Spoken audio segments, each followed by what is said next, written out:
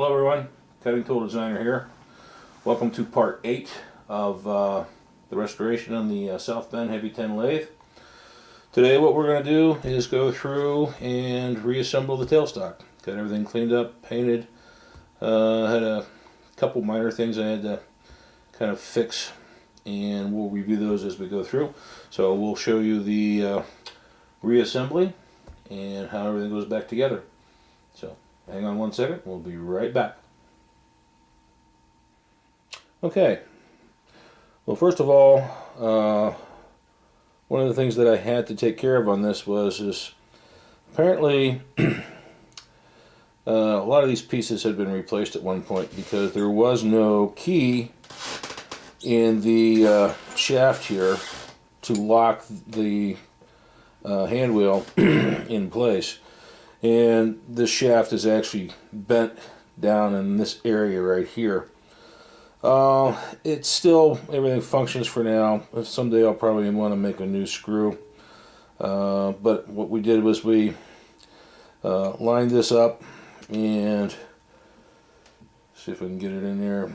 Drilled a hole, small hole down through, and I kind of took a screw, ground it down, and made myself a little pin to put in there. So now we can assemble that and it'll have a positive drive.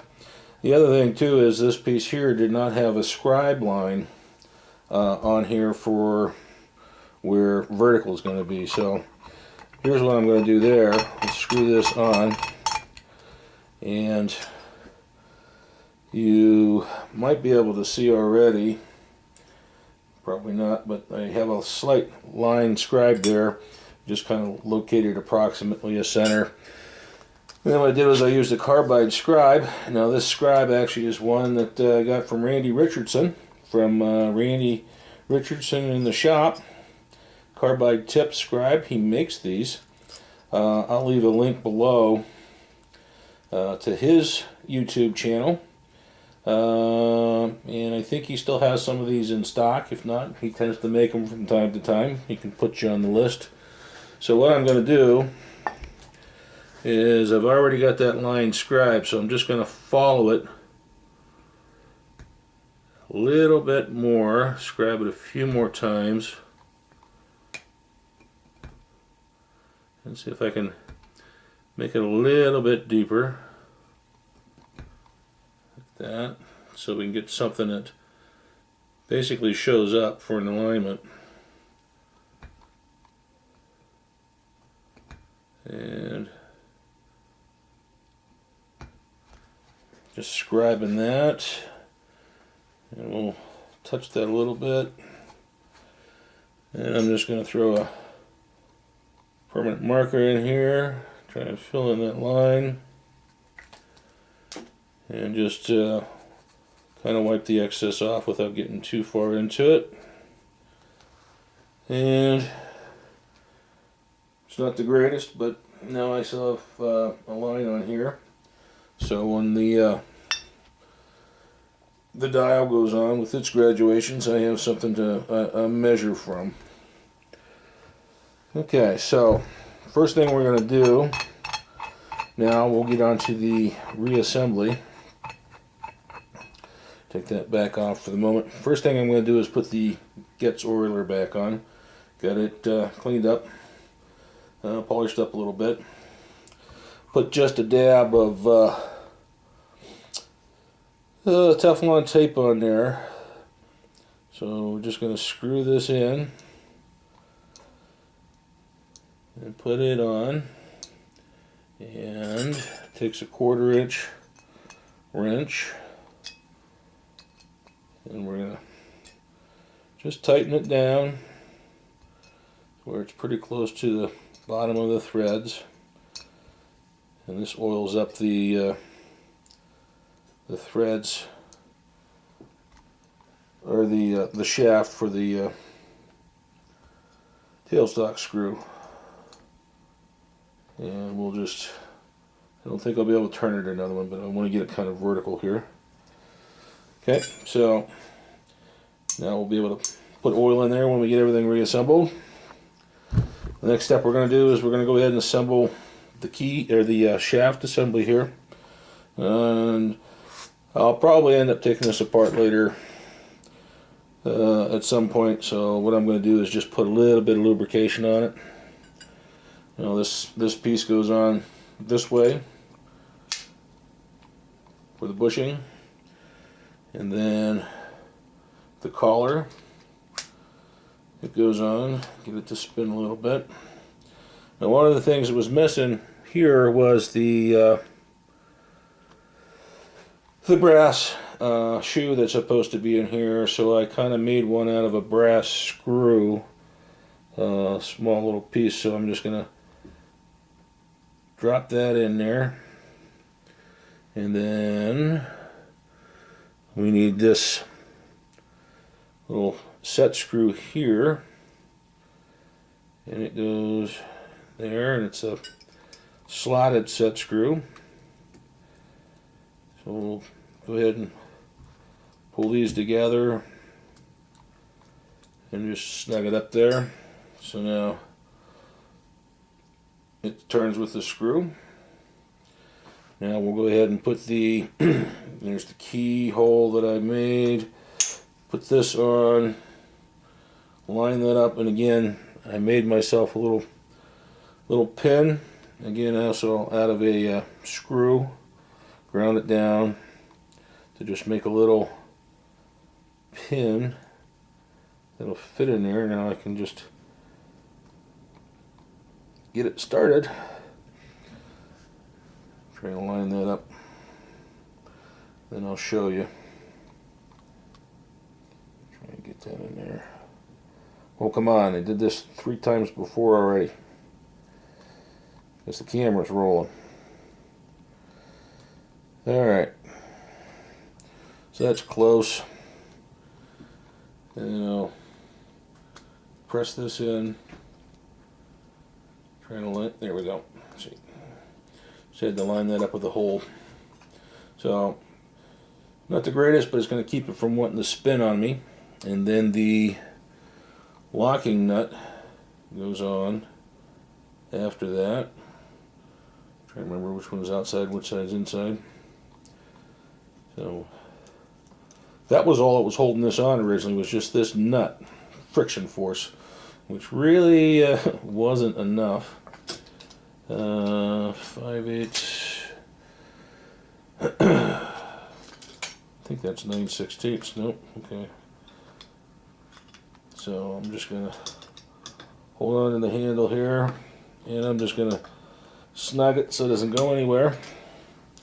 Okay, now we got the handle on there. And then the next thing to do is we have this rubber grommet, and it's kind of a V shape, and it goes down over top of this slot, this shoulder right in here. And what that does is it distributes the oil to both places, because the where the gets oiler opens up in here is right in this area. So now what we do is move this out of the way. I'll go ahead and screw this on until it's tight.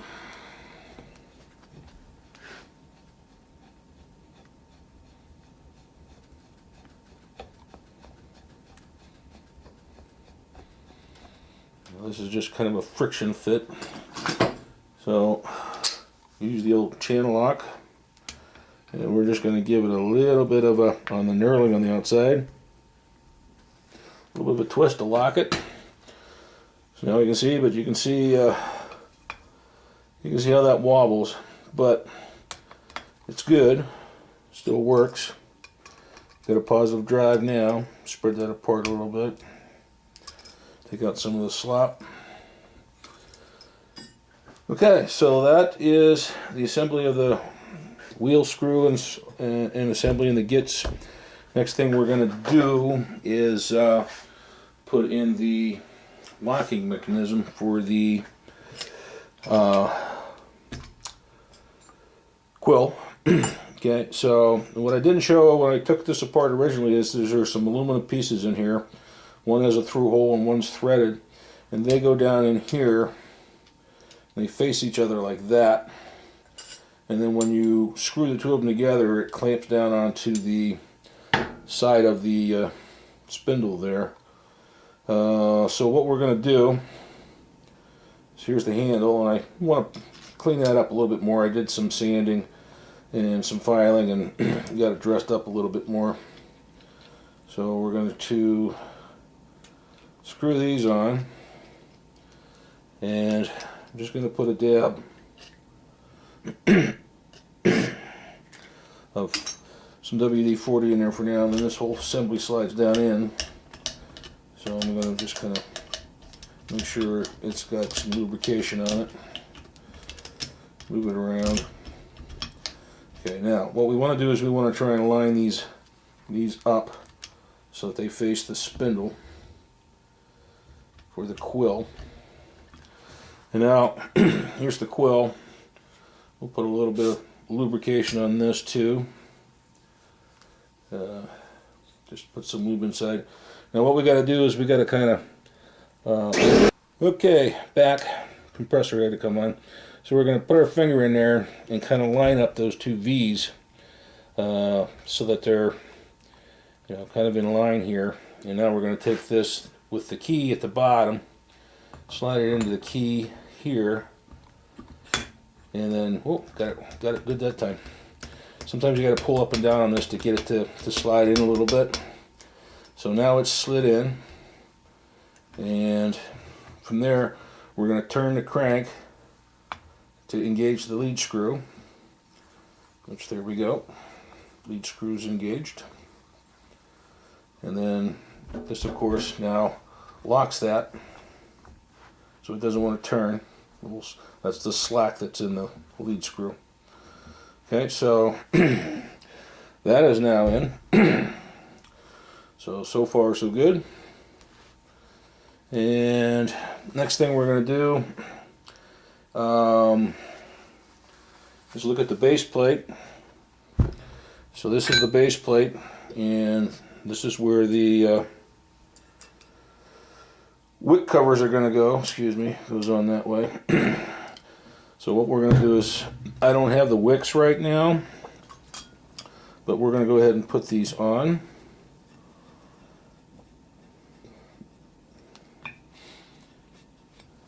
So 2 screws on each side.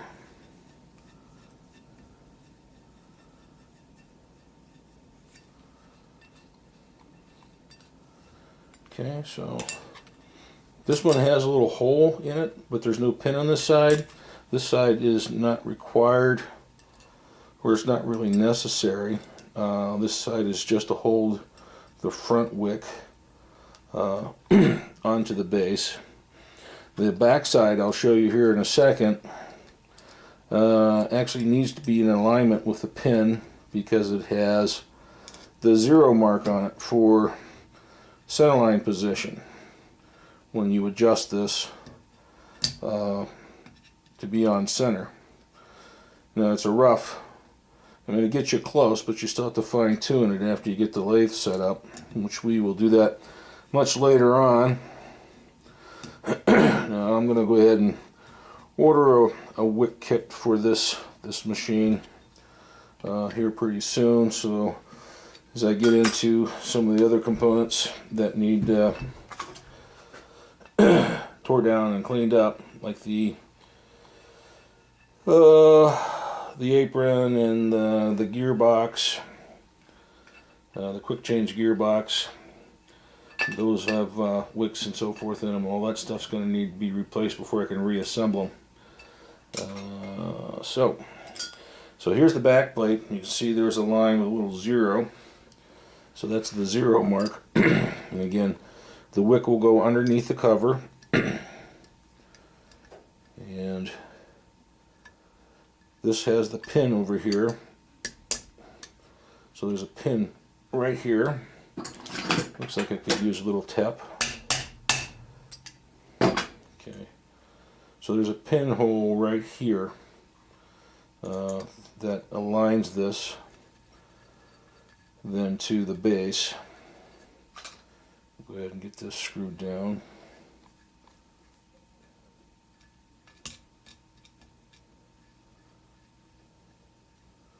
And these can easily come off and the wick can be added later. But right now we just want to get this assembly put back together again, so we can have a completed unit. Okay, so bottom side's painted, cleaned up the ways a little bit on the machine. So that's all painted and ready to go. And then we simply pick this up, and then there's a slot right here that goes on these surfaces right here. Don't really need to put much in the way of lubrication on this, but I'm just going to do some for protection. That was a bit too much. So, get a rag here. Take some of this off. So we got something on there at least to protect the surfaces, and then this basically slides into that slot. And this side-to-side movement then is what adjusts your centerline position. I'm just trying to make sure that I got you in the shot here good. Okay, now here's your adjustment screws, and I went through and chased all of these with a tap. So we're gonna just get these in until we have contact. Yep, that's made contact. And then one on the other side. And these hit that boss sticking up on the inside. And that's what aligns it side to side. So you screw one in to push it that way and screw the other one out, or screw the other one in and this one out to move it back. Alright, so here we have, and we're just gonna kind of adjust this until we line that 0 mark up. Okay, that one needs to come out further. Okay, we'll undo that one until we get closer to the mark. Oh, I'm going the wrong way. How about that? Alright, so get down here, and that's pretty close to 0 right there. So tighten them up ever so much. Okay, and then give it a little bit more to lock it into place.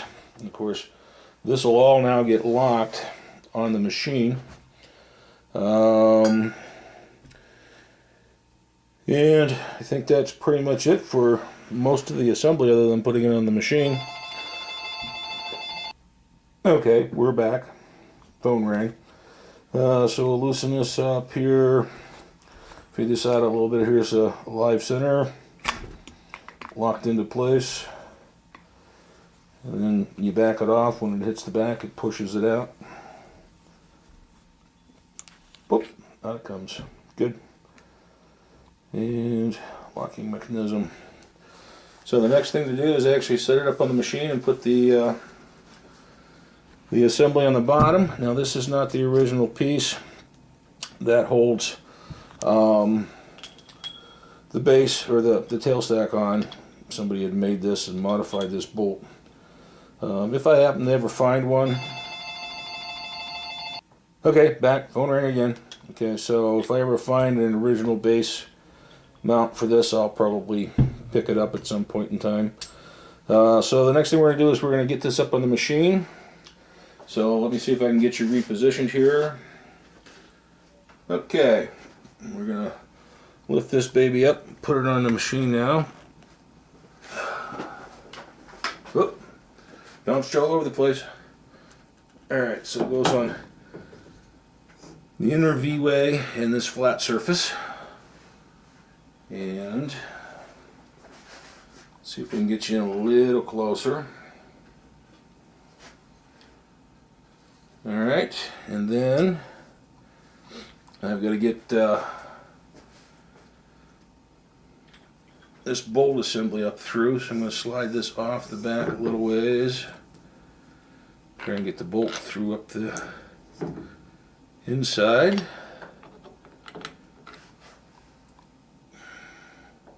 You guys are actually in the way. I can't see where the hole is.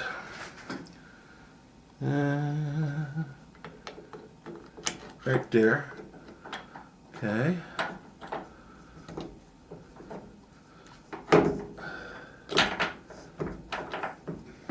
All right.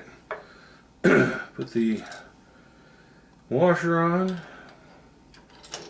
and then the tailstock nut has to go on.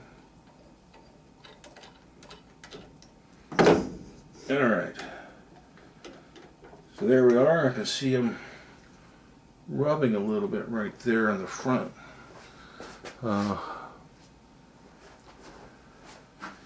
Wick cover. So I'm gonna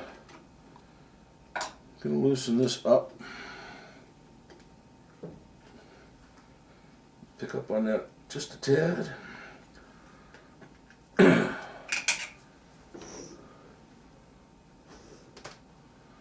Okay, well, it might be touching over on the side over here too. So let's loosen this back up both directions. Not that you need to see this. But push that over just to get it out of the way. I don't want to be dragging on the ways. There we go. Alrighty. And of course, this locking handle. Get this tightened up some.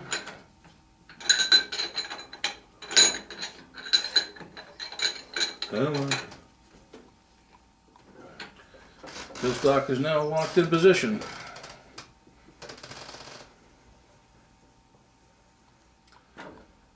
Okay. Now I haven't decided if I'm going to paint this handle or if I'm going to blacken it. I haven't gotten to that point yet. So let's just kind of take a look at it from the side over here. Turned out pretty nice. Temporarily mounted on the machine, but as an assembly, it's completed now.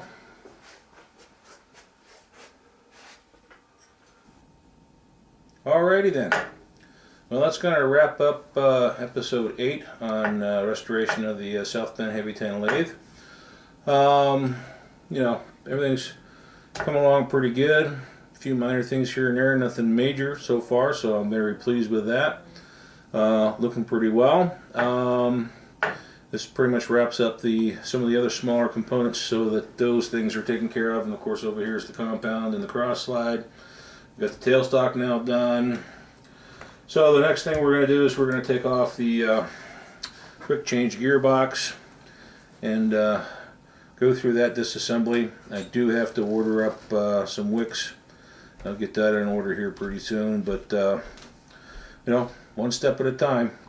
I really don't want to tear everything down and have stuff all over the place. I really don't have space for it, so we're doing sub-assemblies a little bit at a time, getting them ready, fixing anything that needs fixed, getting everything basic to the point where at some point in time we'll have everything tore apart, cleaned up, and ready to go back together again, but it'll all be basically major assemblies. So if you want to keep following along, please subscribe, and that way you get notified. And if you like what you're seeing so far, appreciate a thumbs up. And I'll also leave a note down in the description to Randy Richardson's shop or YouTube channel. It's Randy Richards in the shop. He's the one that I got the subscriber from. Please go check him out. Great guy. Met him at the Bash last year, and he even has some videos of how he made those. So if you want to watch that, he's got some interesting things on his channel. So go over and give Randy a heads up. Appreciate that. Okay, till next time. Thanks everyone for watching. Take care.